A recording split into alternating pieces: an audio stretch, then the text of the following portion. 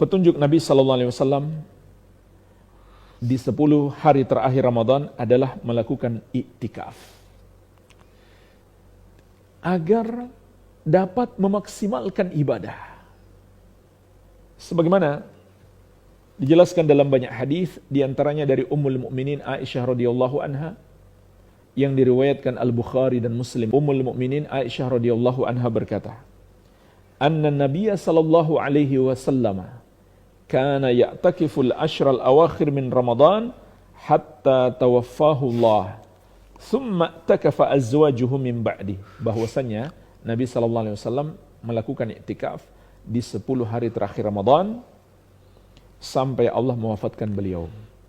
Kemudian setelah beliau wafat, para istri beliau masih melakukan iktikaf sepeninggal beliau. Apa makna iktikaf jamaah sekalian dan apa maksudnya? Dikatakan oleh Imam Ibnu Rajab rahimahullahu taala, "Fa ma'nal i'tikaf wa haqiqatuhu qat'ul 'ala'iq 'anil khala'iq lil ittisal bi khidmatil khaliq." Makna iktikaf dan hakikatnya adalah memutuskan semua interaksi dengan makhluk demi menyambung hubungan dengan berkhidmah atau beribadah secara totalitas kepada Allah Sang Pencipta. Inilah jemaah sekalian makna dan hakikat iktikaf. Jadi seseorang itu masuk ke masjid di 10 hari terakhir Ramadan, berdiam diri di masjid untuk memutuskan interaksi dengan makhluk dan fokus beribadah. Bahkan Rasulullah SAW bukan hanya masuk ke masjid, beliau masuk lagi ke dalam kemah yang telah disiapkan untuk beliau di dalam masjid. Jadi benar-benar putus hubungan dengan orang lain. Maksudnya tidak banyak ngomong, tidak banyak ngobrol, kecuali yang sangat penting sekali. Jadi ini yang dilakukan oleh Rasulullah SAW di 10 hari terakhir Ramadan. Beliau melakukan iktikaf di masjid. Nah, permasalahan jamaah sekalian, di hari-hari yang kita hadapi saat ini, yaitu tersebarnya wabah virus corona, apakah kita boleh iktikaf di masjid? Kalau tidak boleh, bagaimana solusinya? Maka jemaah sekalian, tentu tidak boleh kita iktikaf di masjid, karena itulah yang dihimbau oleh pemerintah kita, begitu pula oleh para ahli kesehatan, dan juga difatwakan para ulama, demi memutus penularan virus corona. Dan semoga Allah Azza wa Jalla menolong kita agar segera lepas dari musibah ini. Dan hendaklah kita manfaatkan bulan Ramadan ini, terutama di hari-hari terakhirnya, untuk lebih bersungguh-sungguh lagi dalam berdoa kepada Allah agar musibah ini segera Allah hilangkan dari kita. Nah jemaah sekalian, kita tidak boleh ke masjid. Maka kalau begitu, apakah tidak boleh iktikaf? Tentu tidak boleh kalau dilakukan di masjid. Bagaimana kalau iktikaf di rumah? Jawabannya juga tidak boleh. Kenapa? Karena telah dinukil kesepakatan ulama, iktikaf itu tempatnya di masjid. Dinukil oleh Imam Ibn Abdul Bar, begitu pula Ibn Qudamah, Al-Qurtubi, dan Ibn Taimiyah. Semuanya menukil kesepakatan ulama. Tidak sah iktikaf kecuali di masjid. Hanya saja ulama beda pendapat. Masjid yang bagaimana? Sebagian mengatakan harus ada di dalamnya sholat Jumat. Sebagian mengatakan minimal sholat jamaah. Bahkan sebagian berpendapat hanya di 3 masjid, yaitu Masjidil Haram, Masjid Nabawi, dan Masjidil Aqsa. Pendapat yang kuat insyaallah ta'ala, boleh di semua masjid yang diadakan padanya sholat berjamaah bagi laki-laki. Karena sholat berjamaah wajib bagi laki-laki. Adapun bagi wanita, boleh di masjid manapun, walau tidak diadakan padanya sholat berjamaah. Iya, karena wanita tidak wajib sholat berjamaah. Baik, jadi jemaah sekalian, tidak ada iktikaf di rumah. Oke. Maka bagaimana solusinya agar kita bisa memaksimalkan ibadah di akhir Ramadan ini? Jawabannya, lakukanlah ibadah di rumah. Tingkatkan ibadah di rumah. Berdasarkan keumuman dalil, sebagaimana dikatakan oleh Ummul Mukminin Aisyah radhiyallahu anha diriwayatkan oleh Imam Muslim. Karena Rasulullah sallallahu alaihi wasallam yajtahidu fil ashril awakhir min Ramadan. Rasulullah sallallahu alaihi wasallam bersungguh-sungguh dalam beribadah di 10 hari terakhir Ramadan. Ini hadis bersifat umum. Bisa kita lakukan di masjid, bisa pula kita lakukan di rumah. Jadi, walaupun di rumah kita tidak iktikaf, tidak pula berniat iktikaf, karena iktikaf itu hanya di masjid, tapi kita bisa memperbanyak amal ibadah di rumah. Terutama di waktu malamnya. Sebagaimana juga dalam hadis yang diriwayatkan Al-Bukhari dan Muslim dari Ummul Mukminin Aisyah radhiyallahu anha. Kana an-nabiy sallallahu alaihi wasallam idza dakhala al-ashru shadda mi'zarahu wa ahya lailahu wa ayqadha ahlahu. Rasulullah sallallahu alaihi wasallam apabila telah masuk 10 malam terakhir Ramadan, maka beliau kencangkan sarungnya. Beliau hidupkan malamnya dengan ibadah dan beliau bangunkan keluarganya. Apa artinya beliau kencangkan sarungnya?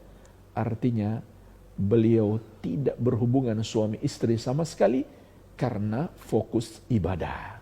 Beliau hidupkan malamnya, artinya beliau menghabiskan waktu malam lebih banyak dengan ibadah daripada beristirahat. Dan beliau bangunkan keluarganya. Dan juga Nabi SAW mengabarkan kepada kita keutamaan khusus solat tarawih, solat malam di bulan Ramadan. Sebagaimana dalam hadis Abu Hurairah radhiyallahu anhu yang diriwayatkan Al-Bukhari dan Muslim. Wa man qama lailatal qadri imanan wa ihtisaban ghufira lahu ma taqaddama min dzambih. Barang siapa melakukan salat malam di malam Lailatul Qadar karena iman dan mengharapkan pahala dari Allah, maka akan diampuni dosa-dosanya yang telah lalu. Jadi jemaah sekalian, salat tarawih kita di 10 malam terakhir Ramadan itu hendaklah ditingkatkan. Jangan sama dengan tarawih di hari-hari sebelumnya. Jadi kalau yang biasa baca 1 halaman, tingkatkan jadi 2 halaman. Yang biasa baca setengah juz, tingkatkan jadi 1 juz, dan seterusnya semampu kita di 10 malam terakhir Ramadan. Begitu pula ibadah-ibadah yang lain. Dan ketahuilah jemaah sekalian, yang lebih dianjurkan untuk kita tingkatkan di 10 hari terakhir Ramadan ini adalah ibadah-ibadah yang sifatnya pribadi, yaitu antara kita dengan Allah. Seperti membaca Al-Quranul Karim, berzikir kepada Allah, solat-solat sunnah. Solat sunnah ini ada 2 bentuk, solat sunnah yang memiliki sebab dan solat sunnah tanpa sebab. Solat sunnah yang memiliki sebab seperti solat duha, solat yang menyertai solat wajib, qobliyah dan ba'diyah, dan lain-lain. Solat sunnah yang tidak memiliki sebab adalah solat sunnah yang boleh kita lakukan kapan saja, kecuali di waktu-waktu terlarang. Di waktu-waktu terlarang. Jadi kapan saja boleh dilakukan. Semau kita, semampu kita.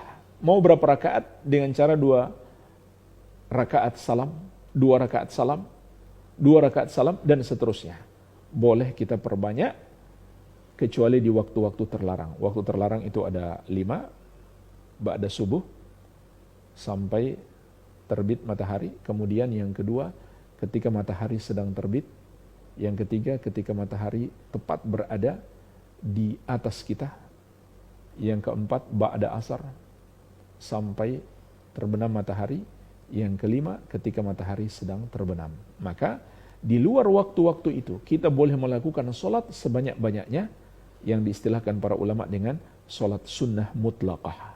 Solat sunnah yang umum, bebas, tidak terikat dengan apapun. Maka ini kita perbanyak. Ya, begitu pula memperbanyak doa. Begitu pula memperbanyak taubat kepada Allah Azza wa Jalla. Membaca Al-Quranul Karim, menghafalkan Al-Quran, dan seterusnya. Ya. Ini yang lebih ditingkatkan. Walaupun tetap dilakukan ibadah-ibadah yang lain, seperti bersedekah, berbakti kepada orang tua, majelis ilmu. Majelis ilmu, ketahuilah jemaah sekalian, jangan diperbanyak. Ya mungkin sehari 1 atau maksimal 2, jangan diperbanyak. Yang diperbanyak adalah ibadah pribadi, yang lebih bersifat pribadi, antara kita dengan Allah Azza wa Jalla. Jadi ini bisa kita lakukan di rumah. Perbanyak ibadah. Di 10 hari terakhir Ramadan, terutama di waktu malamnya.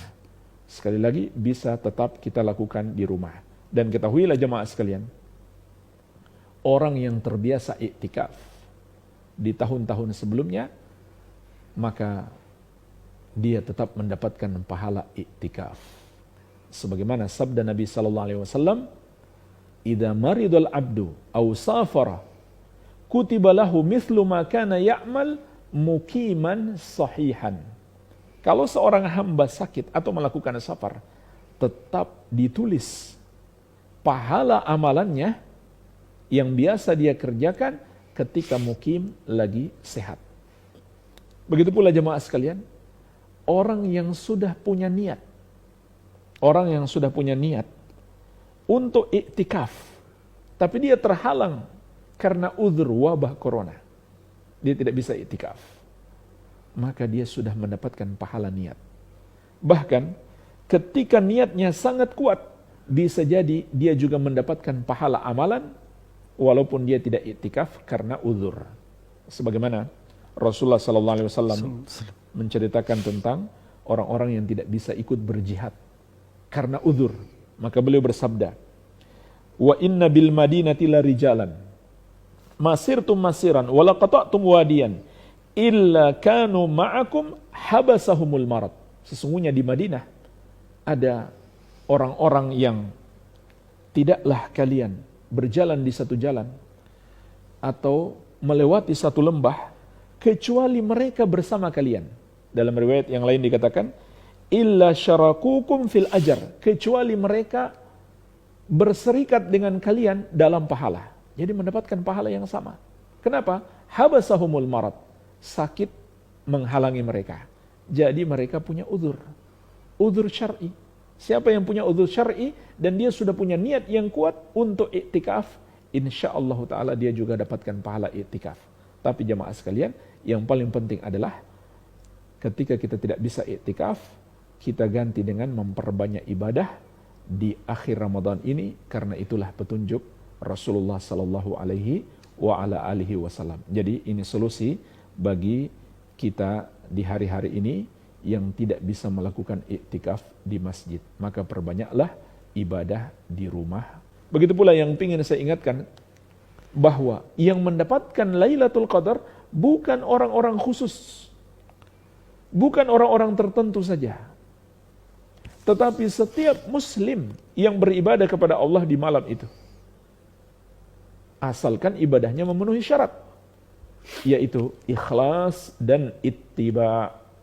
Dia lakukan ikhlas karena Allah, dan dia menjauhi segala macam bentuk kesyirikan yang dapat merusak amal ibadahnya. Dan dia lakukan dengan ikhlas, mengikuti petunjuk Rasulullah sallallahu alaihi wasallam.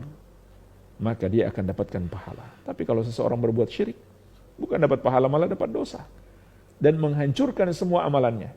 Begitu pula yang dia lakukan adalah amalan yang baru, perbuatan mengada-ada dalam agama, perbuatan bid'ah, maka dia tidak dapatkan pahala sedikit pun, malah tertolak. Sebagaimana sabda Nabi sallallahu alaihi wasallam, "Man 'amila amalan laisa 'alaihi amruna fahuwa raddun." Barang siapa mengerjakan satu amalan, tidak ada padanya petunjuk dari kami, maka amalan tersebut tertolak. Jadi, setiap muslim yang beribadah di malam itu, apakah dia menyadari Lailatul Qadar atau tidak, maka dia tetap mendapatkan pahala yang lebih baik daripada 1000 bulan. Maka hendaklah setiap muslim memperbanyak ibadah di 10 malam yang tersisa ini. Baik. Wallahu a'lam.